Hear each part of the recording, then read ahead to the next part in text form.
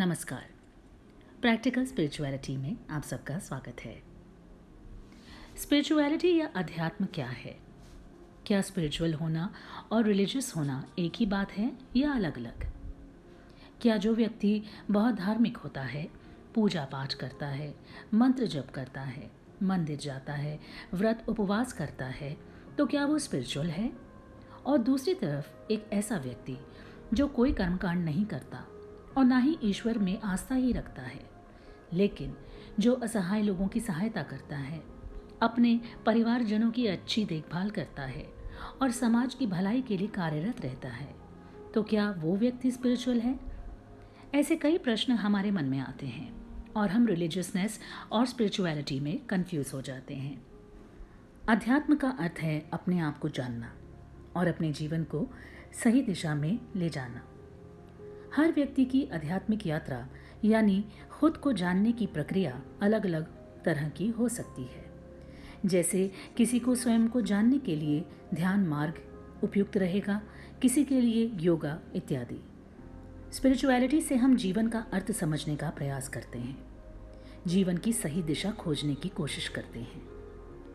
हर दिन हम अपने कामकाज या व्यवसाय में उलझे रहते हैं। कभी पैसा कमाने की चिंता, कभी किसी को अपनी सेहत को लेकर चिंता, किसी प्रियजन से दूर हो जाने की टेंशन, टाइम पर अपने वर्क कमिटमेंट्स को पूरा करने की परेशानी, बच्चों की पढ़ाई लिखाई से जुड़ी चिंता, नौकरी चले जाने की टेंशन।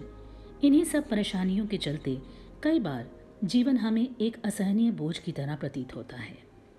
हम जीवन में डिससैटिस्फाइड फील करते हैं या एक खालीपन अनुभव करते हैं और परेशानियों से क्विक रिलीफ पाने के लिए नशीले पदार्थ, तामसिक भोजन, सिगरेट, तंबाकू या शारीरिक भोग विलास का सहारा लेते हैं।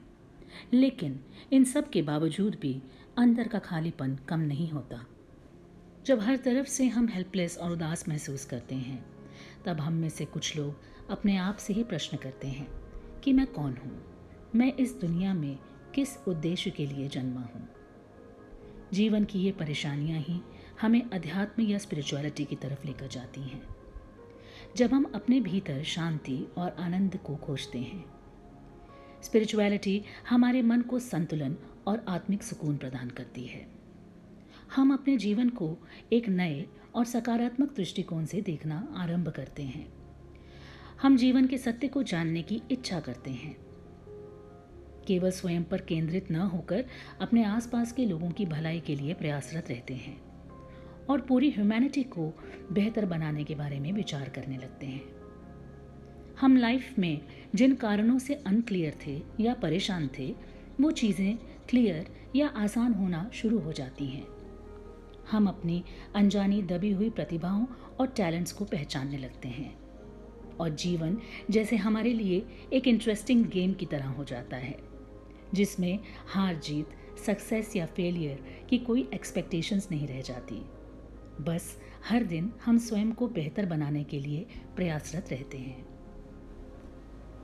आध्यात्मिक जीवन जीने के लिए विभिन्न पथ हैं और हर व्यक्ति की विचारधारा, देश, काल, पात्र के अनुसार हम हमारे लिए उपयुक्त तरीकों का चयन करने के लिए स्वतंत्र हैं।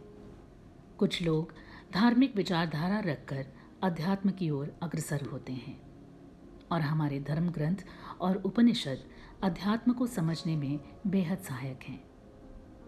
इनका अध्ययन करके हम जीवन को समझने की गाइडलाइंस ले सकते हैं और इन टीचिंग्स को हम अपने जीवन में कैसे उतारें, इसका चयन और अवलोकन हमें स्वयं ही करना होगा और उसके लिए हमें स्वयं के साथ समय व्यतीत करना होगा।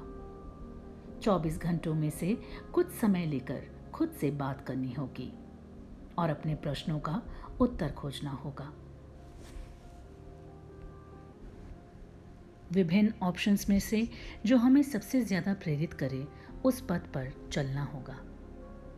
स्वयं को जानना ही अध्यात्म का सही अर्थ है। सर्वम खल्विदम ब्रह्मा।